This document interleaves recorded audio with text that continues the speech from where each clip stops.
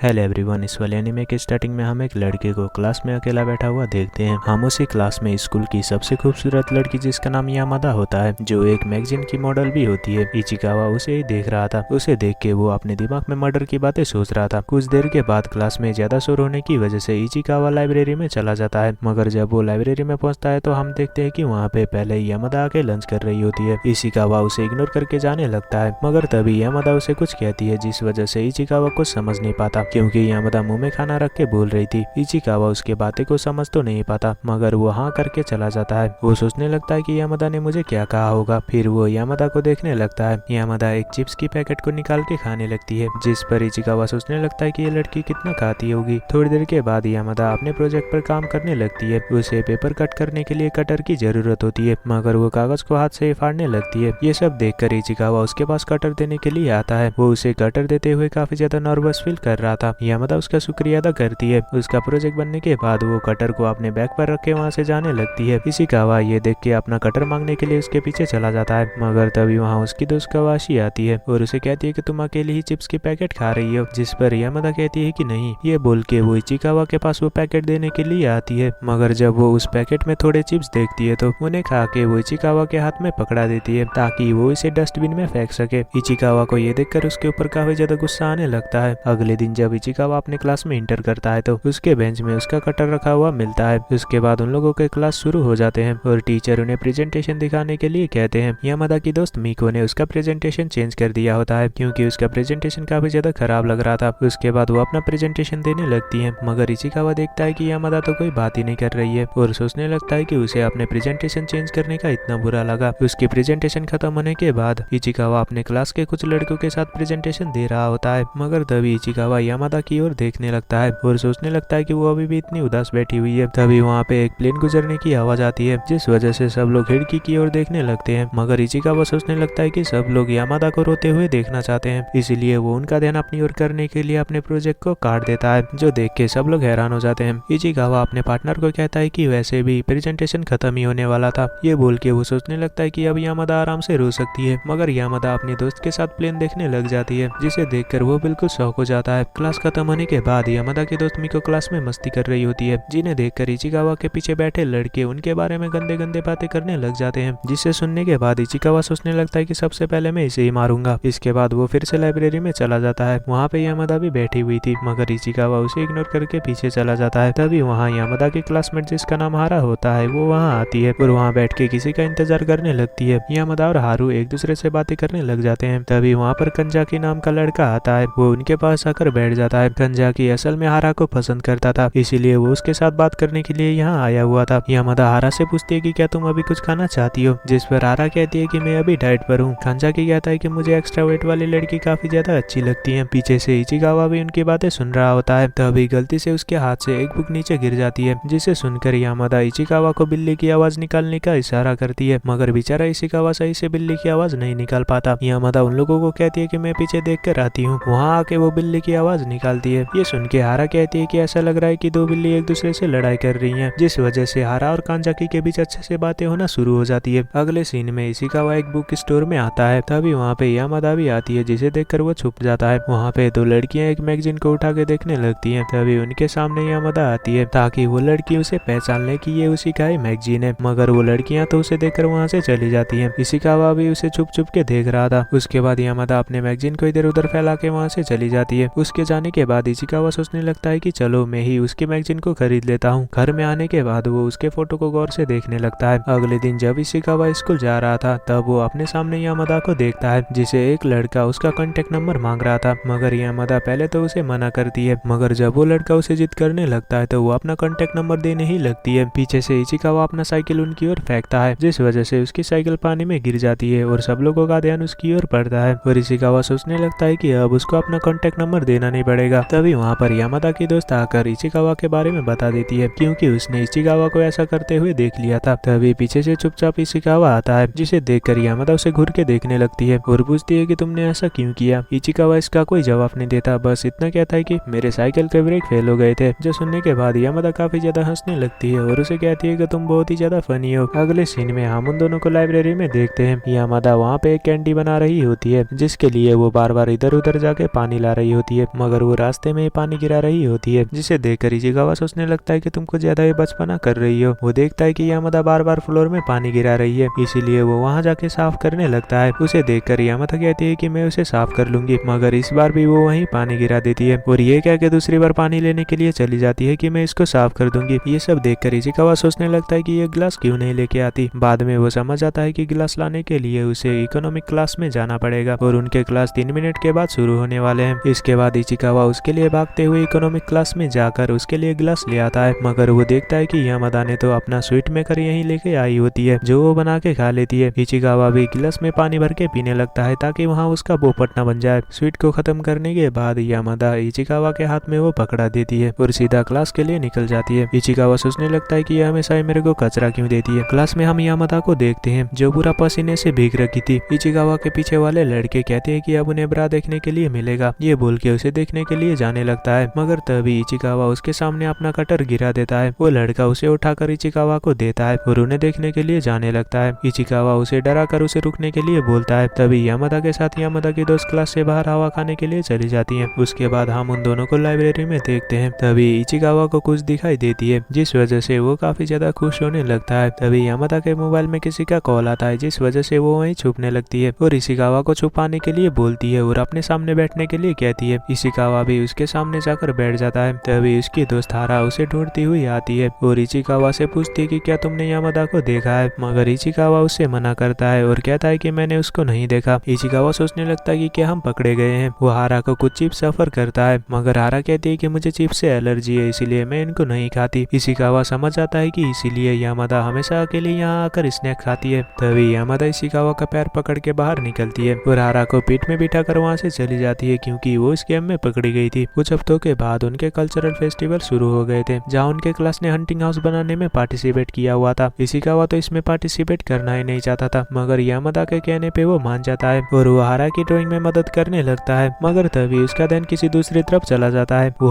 उसी जगह गौर से फोकस करने लगता है। तभी यामादा भूत बन के सब लोगों को डराने लगती है, जिसे देख के इशिकावा काफी ज्यादा डर जाता है और उसे माफी मांगने लगता है क्योंकि उसे लग रहा था कि वो पकड़ा गया है। हारा उसे बुरी तरह से डांटने लगती है, तुम्हें क्यूट नहीं बनना, तुम्हें चुड़ैल बनना है। उसके बाद उन लोगों का ड्राइंग खत्म हो जाता है। जब यामादा आकर ड्राइंग देखती है तो उसे ग्रेवयार्ड में यामादा का नाम लिखा हुआ था, जो ये देख के थोड़ा उसे बुरा फील होने लगता है। वहाँ पर एक लड़का आकर उसे बोलता है कि ये तूने क्या लिखा है। इशिकावा सोचने लगता है कि ये तो हारे ने लिखा है। मुझे लगता है कि वो यामादा को काफी ज्यादा नफरत करती है, इसलिए उसने यामादा का नाम ग्रेवयार्ड में लिखा। वहाँ पर वो लड़का इशिकावा की कलर पकड़ लेता है। इशिकावा हारी का नाम तो नहीं बताना चाहता क्योंकि इस वजह से वो सारी लड़कियां उसे नफरत करने लगेंगी। तभी वहाँ पर हारी आती है। कांजाकी उसे बोलता है कि इशिकावा ने ग्रेवयार्ड में यामादा का नाम लिखा। हारी कहती है कि ये इशिकावा ने नहीं, मैंने लिखा है। सब लोग उसकी ओर देखने लगते हैं। मारी कहती है कि मुझे माफ कर देना, मैं इसको मिटा देती हूँ। मेरे दिमाग में जैसा पहले नाम आया मैंने वही लिख दिया। इशिकावा और हारी यामादा का नाम मिटाने लगती है और ग्रेवयार्ड में अपना फैमिली का नाम लिख देता है। उसके बाद वो हाथ धोने के लिए बाथरूम में आ जाता है। तभी वहाँ पर यामादा भी आती है। वो डरावनी दिखने के लिए चेहरे पे रेड पेंट लगाना चाहती थी। इशिकावा उसे बोलता है कि इसमें तुम ब्लैक कलर भी मिक्स करो ताकि तुम्हारा टेक्सचर बढ़िया से दिख जाए, मगर यामादा उसे कहती है कि तुम इससे लगा दो। जब वो उसके चेहरे में पेंट करने लगता है तो वो काफी ज्यादा शर्माने लगता है। वो उसके चेहरे में एक छोटी डट लगा के वहाँ से भाग जाता है। उसके बाद उन लोगों के फेस्टिवल शुरू हो जाते हैं। इशिकावा सोचने लगता है कि मुझे ये फेस्टिवल बिल्कुल बोरिंग लगता है, मुझे इस साल भी फिर से बाथरूम में छुप के गेम खेलना पड़ेगा, मुझे इस साल भी बाथरूम में छुप कर गेम खेलना पड़ेगा। जब इशिकावा एक कमरे में होता है तो तभी वहाँ पे यामादा भी आ जाती है। उसी कमरे में पूरा शहर का मैप बना के रखा हुआ था। यामादा अपने घर को ढूंढने लगती है। वो इशिकावा को बोलती है कि तुम्हारा घर कहाँ है। इशिकावा भी उस मैप में अपने घर को स्पॉट कर लेता है। यामादा उन दोनों के हाउस के दूरी को नापते हुए बोलती है कि ये तो काफी ज्यादा करीब है। तभी उन दोनों की हाथ टच हो जाती है जिस वजह से इशिकावा शर्माने लगता है। इशिकावा बोलता है कि चलो एक फोटो लेते हैं। यामादा उसकी मोबाइल मांग के उसके फोन में सेल्फी ले लेती है। इशिकावा सोचता है कि मैंने तो इस मैप का फोटो लेने के लिए कहा था, मगर जैसा भी हो मेरे लिए अच्छा ही होगा, मैं भी यही चाहता था। तभी वहाँ पे उसकी दोस्त आ जाती है और उस मैप को देखने लगती है।